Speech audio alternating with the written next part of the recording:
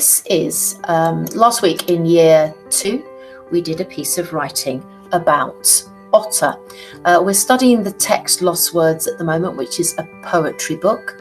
And to start this lesson off, it was an English lesson. I first of all showed the children some pictures of otters to check that everybody understood what an otter was. We looked at where they lived, how big they were, that kind of thing. We also looked at a video, and this particular image, you can see the otter here under the water as it's diving for fish, and you can see the bubble skein as the otter exhales. And this in particular proved to be really, really effective. So if I just come back to my board. So having had a chat about otters and what they were, I then read the otter poem to them from the book. We took it in turns, and we looked at the words that meant movement, because otter is a shape shifter. So we looked at all words that would be that talked about moving. And if I just come back to the meeting and stop sharing now, let's come back in here. Okay. Then we gave them their books. You can see I put the word otter in here and they printed the poem out. And then we went through them, rereading it, looking up these words, seeing if we could work out what they meant, understanding the meaning of them, and how movement was so important to the way that the otter moved through the water. So this is another image from the book Lost Words. And they did really well. They really, really enjoyed it. Particularly the phrase thunderbolter, that they understood very confidently. Bubble skein, having seen the video, they knew that was the exhalation of the water. And one boy even could talk about oar, and we picked apart the sentence, the verse that goes, "This swift swimmer's a silver miner. With trout its oar it bores each black pool deeper and deeper, delves up currents steep and steeper, turns the water inside out, then inside outer." And the other lovely part of this was at the very end of the last verse. It goes, "Run to the riverbank, otter dreamer, slip your skin and change your matter, pour your outer being into otter, and enter now as otter without falter into water." And that last line they know really well, because it comes from a song called The Blessing, which is based on the book, which we will be performing at school. So they love putting all those parts together. And then we went out to break. When we came back, we had art, and this is really how our integrated curriculum is working. So I'm going to pass you over now to the lady that led the art lesson that day, and that is Mrs. West. Hello. Thank you, Mrs. Pryor.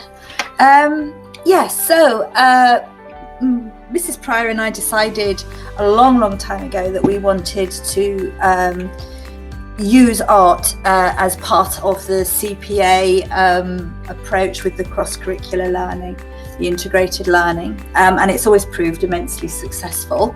But it's worked particularly well over the last sort of 2 years working with the Lost Words.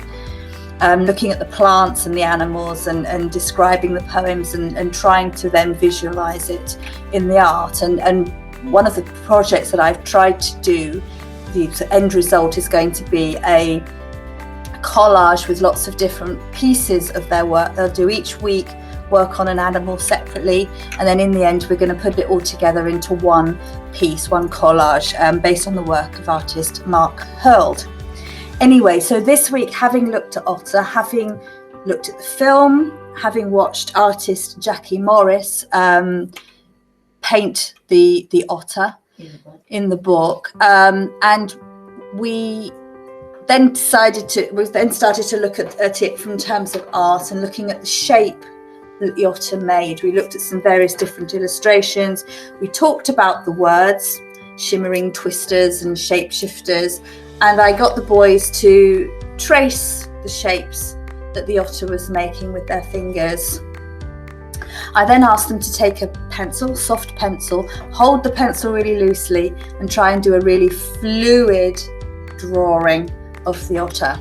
I then gave them some brown ink and a fine artist brush, and they painted over their pencil lines.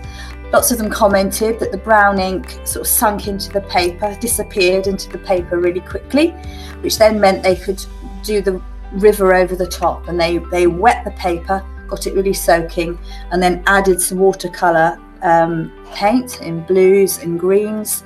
They added some plants as well with some green ink, and created some very beautiful watery otters, as you can see behind us here.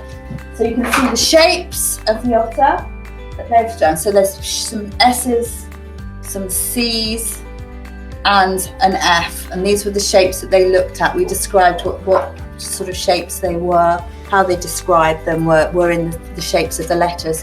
So they all had to go and painting the pictures. So this is the picture from the otter book, from the Lost Words book, and then inside there's also, as Mrs. West said, these two otters here. So you can see, look, what a brilliant job the boys did. Mrs. West and I were absolutely thrilled. Really happy with that. So we hope that gives you a good understanding of how we do things here in Year 2, and hopefully we'll make a few more of these videos, and maybe even we'll come back and show you the finished project of the Mark Hole, which would be great. Okay, thank you. Thanks.